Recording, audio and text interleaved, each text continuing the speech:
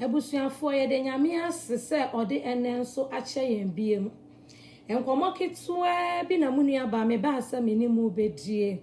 Na asem a me ni mu be kan wa asem no. Ene matu ni din se ma Bible enkasa enhrew. Enkomo a me no bedie no matu ni din se ma Bible enkasa enhrew. Ade nti na me se ma Bible enkasa enhrew. My Bible enkasa enhrew esan se empen bebre no yete nsem bia yan hihwemu enhye se ya Bible dia na ya Bible ekasa afa ho Christopher ye me pacho ba so anu ahya mame Christopher yete nsem bia yete messages bia yete preaching bia yembisemu yan hwehwe ya Bible mu ye free kura prekopa ne ya som gegra ne ye denam yete me da se abrawa ne ya ma ye kura so ye kogibi ebi nso na enye sa na asem no tie etina no pay kakra bi a me no beka matu ni din se ma wo Bible enkasa nchrew message na wuti free baby no wuti se wasofo na eka na asem menua ba menua ba ma already awaka na asem na dia na Bible eka afa ho asem na okaye no oka wie ye no ukosua Bible no ukohwehwe Bible mu hunu se ni anipa yi ken eye sampa na onuaba ma wutie mi awia no pay ni ameka ne se ma Bible enkasa enhrew wo Bible esesen osofo ne ka kire wo se wo maame ebeifo wo maame na eye wo maame na ama won koso wo ti ye kekra wan kosua Bible no ehunu se Bible se na ni nje odebone yefo ewuo ho etubo se wo dimirika no akwakoto sekan no akoto niema na wo di ama osofo no onfa enku maame mawo my Bible nkasa nchrew yehwe Hosea chapter 4 verse 6 na or say for lack of knowledge my people perish nindia me man ninti me man eyira onyankopon hu ye nimdia ne man ninti ne man eyira hwe enipa bebre akọ hellfire enye omo mistake enipa bebre da ejani mu ebra enye wo mo pe obi wo ho na otese no mienu a na ni brayer sa wa sum nyame yie na ni brayer sa wa hwehwe heaven onipa no the heaven eye ni focus enso so esanse na wonsua twro kronkron no na wonsua Bible no eti sa wasofo kan no de akire odifo bi kan no de akire sofo maame bi kan no de akire false teacher bi kan no de akire evangelist bi kan no de akire one man mehwehwe Bible ni mu misase na asemi anipa kan ye Bible ne dia na Bible no e kan fa ho ubehu no wo de akire wo gire wo de ahuhuri wo huri so ha na wo huri asi asore we mu na wo huri asi ha osofo we de wa bi o osofo we de yase wo ya ade o osofo we de tatashe na ni refisa Bible no any man no ayade kwa heaven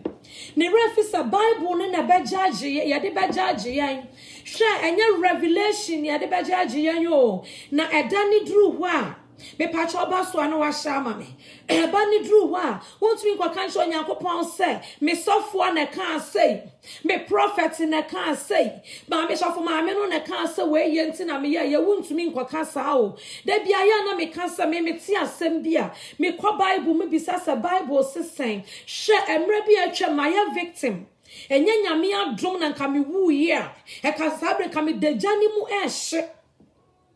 na meti asafu bi mu a asafu no ye nje communion asafu no ye mwansu wo mu ni nyina na meti asafu ni mu esanse na me nim kura se communion no kura na ye biblical Kristo ni wanje communion kura be ye din se obehu owura na anim na me nim se sa esubode na mabo but na me hunu ni se hia bebresa until se me be hunu se esubo hu hia se me be hu John chapter 3 verse 5 for ne say so wo yan fa nsuo ne honhoma mo wasu no wontumi nkɔ heaven ho asana me be hu se wo kra no wanya communion wa wo kra wontumi nkɔ heaven so wo hu eye nyame adometena asafo yi mu be so many years na minim etisa na mani abre a mehwehwe nyame a mete sa asafuni mu na asafuni de omugye ni se John the Baptist baaye no wose wo ono de wodi nsuo na ebo asu na Yesu Kristo na oba ni de odi ojane honhom na ebo asu etu omugye Yesu de ni di ntia no na omugye de honhom asu bo no honam asu bo ni de omugye ndi na mete asafuni mu Bible da mencha me wa Bible bebregu mencha esanse Bible ni minsua eti na mi ni mo hwe eti sometime ni mi wu ya mi ni aba wutie mi nka he na nka mekọ eti na wiai me di asam kakra bi bro sa ma Bible enkasa nkyerɛw ma Bible enkasa nkyerɛw Hosea chapter 4 verse 6 no o so wo fa Onyankopɔn hu ye eti wo hu se nimni a ne man ni nti na ne man ɛyera wo hu se na asam a ne man nsua nti na ne man ɛyera wo hu se ne man ato na asam atwene nti na ne man ɛyera eti na no pɛi kakra bi a munua ba me baaye ma masa me bekasa bebre dia me baaye se me beka ne se wonua ebre ni bra nyina ma Bible ne mɛw anopa ewia enumre ma Bible ne mewo se wusua Bible na asem bia wo Bible ni mu bia wudi so a heaven no wontumi nyira wo heaven kwa so dra heaven no wontumi nyira wo heaven kwa so da esanse wonyankopon Yesu Kristo ono ni teacher no Bible yi eya asam no na wose wo kon wonja ye njanka wo besoma won konkron ni ye wo kyerɛkyerɛfo won konkron ni be kyerɛkyerɛ yen ba bia yentumi nye no honhom ni be hye ye din na ye betumi aye adenti na wo ma Bible enkasa nkyerɛ wo na wa ma obi edada watete wabusua mu adenti wa ma Bible enkasa nkyerɛwo na wa ma enukura bi a anyame asamo ka no wo bi atwe wa free ho she ena nipa bebra ba ka nyame semo na nye obi a na free nyame eti asam no be ye free Bible mu de na wa dane ne kakra asam no be ye free Bible mu de na wa kyia ne kakra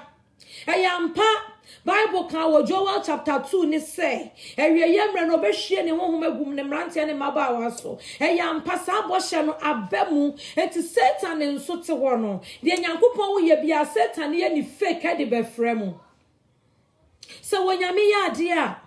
Satan ye ni fake be fremu Satan woni nyansa wonya na ade o Satan to me nya ade o na mom de wonyame aye no and na Satan tap into it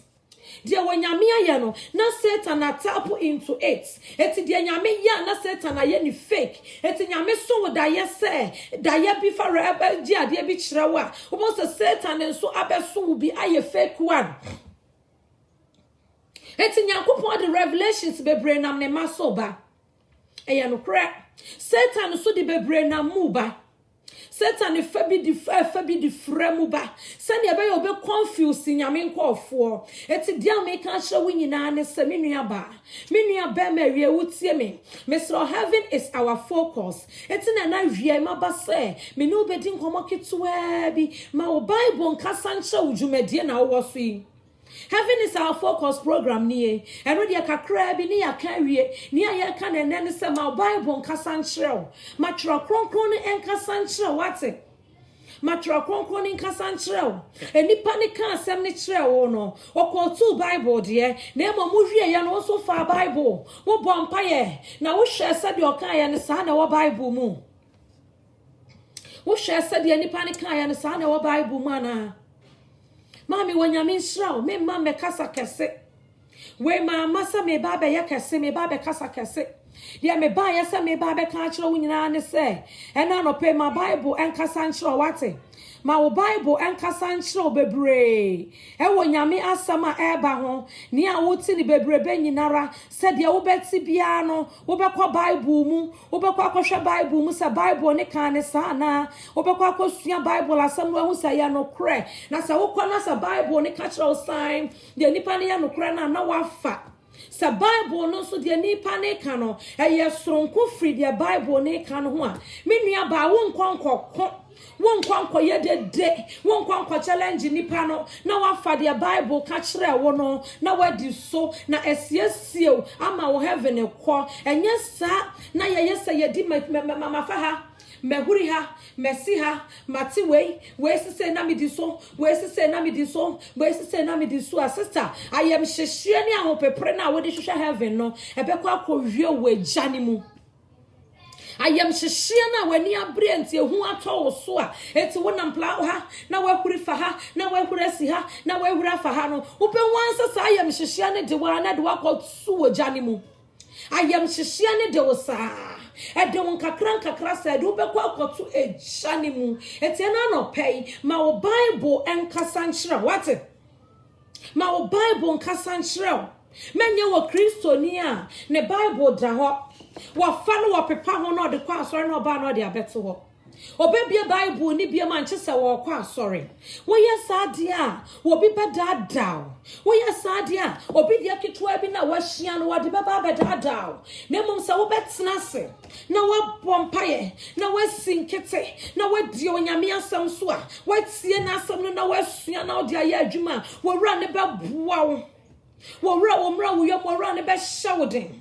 ora ne be ma wonyansane ni mudie na wotumi ade adinachi na wodi akwawieye na wanya baabi pa ama wo kra wonyankopon won hyiraw me pacho video yi ka won sa share ma me baabi a video ni bedu bia me nua share ma me ebi a wonua bi die wano de waje ni sofo di che Bible yi menje wo sofo ndi che Bible no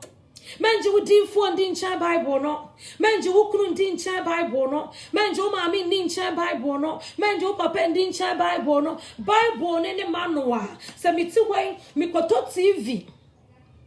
ana mikoto phone na me yama adwen sa me mfa manual ne nhyehyɛ TV no me ntumi nhyehyɛ phone no me yesa me nhwɛ manual ne so a eniema bebre wo ho no ma phone ni tumi ya me nhunu na me yusu di aye manual no na be kyerɛ me kwanya mefa so a me hyehyɛ me fidie na me kɔtɔ ye no the same way manual no na be kyerɛ ye kwanya ye de kɔ heaven da bia me kasa Bible yi aye manual Bible no aye direction Bible no sa wanfa so na wo kɔ baabi ni yese fa left now kofa right me nua wo be jira wo kodi obi achi a ma me won kwagye be bo wonyankopon hyiraw wonyame hyiraw wonyame hyiraw wonti nani mu hyiraw onfa Bible ne ho do no enra wo mu na da ne da ni nara no wa ma Bible no akasa hyiraw wonyankopon hyiraw me nua ba a wotie me nyame nti nani mu hyiraw nyame ma na ho odenya kase wo so nyame da ne ho adi hyiraw na ma Bible enkasa hyiraw Senya beya Hosea chapter 4 verse 6 no lack of knowledge my people perish no what ye enya adwuma wo abrabo mu what ye lack of knowledge into won perish na mo behwehwe nindie wo behwehwe nyansa na wanya nkwa ma wo kra meda wase nyankopon hyaw bebre ye besan so ehia biom eye munua ba Harriet ena one mo kasa awie nyame nhyira mo wonte nani mu nhyira mo bye bye